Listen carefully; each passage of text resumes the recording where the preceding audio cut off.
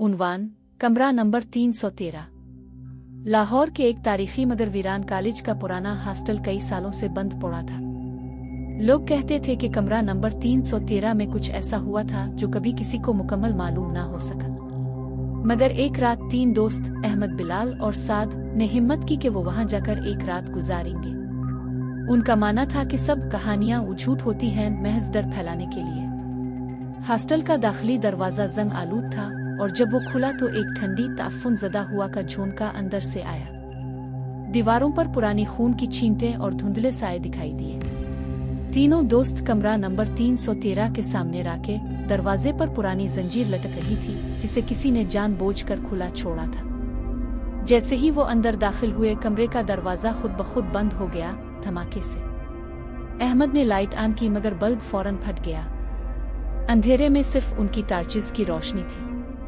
साद ने कहकहा लगाया, यार ये सब ड्रामा है, कुछ नहीं है यहाँ। मगर इसी लम्हे किसी ने इसके कान में सरगोशी की, निकल जाओ, वो जाग गई है। साद पीछे मुड़ा मगर वहां कोई न था। बिलाल की सांसें तेज होने लगी। इसने अहमद को घबरा कर देखा, ये मजाक नहीं लग रहा यार। रात के 2 बजे कमरे की दीवारें हिलने लगे जैसे कोई अंदर से उन्हें धकेल रहा हो। अचानक एक तस्वीर नीचे गिरी। इस पर एक नौजवान लड़की की तस्वीर थी जिसकी आंखें काली और खाली थी। तस्वीर के पीछे लिखा था।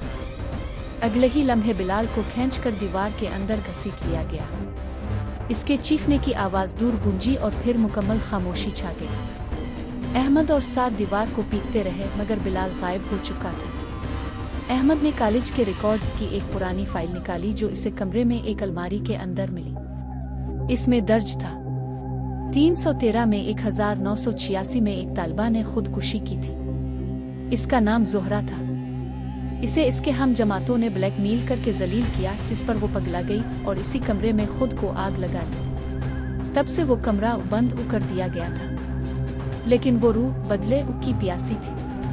अहमद को लगा जैसे कोई उसके जहन में दाखिल हो रहा हो। जोहरा की रूह ने इस पर कब्जा कर लिया। इसकी आंखें सफेद हो गईं और जुबान पर सिर्फ एक लफ्ज था, सब जलेंगे।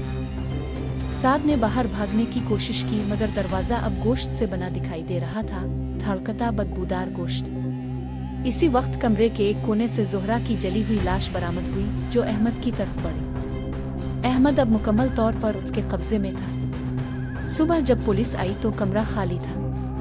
ना बिलाल मिला, ना अहमद, ना साद। सिर्फ एक चीज मिली, दीवार पर खून से लिखा था, मैंने तुम्हें खबरदार किया था। अब अगला कौन?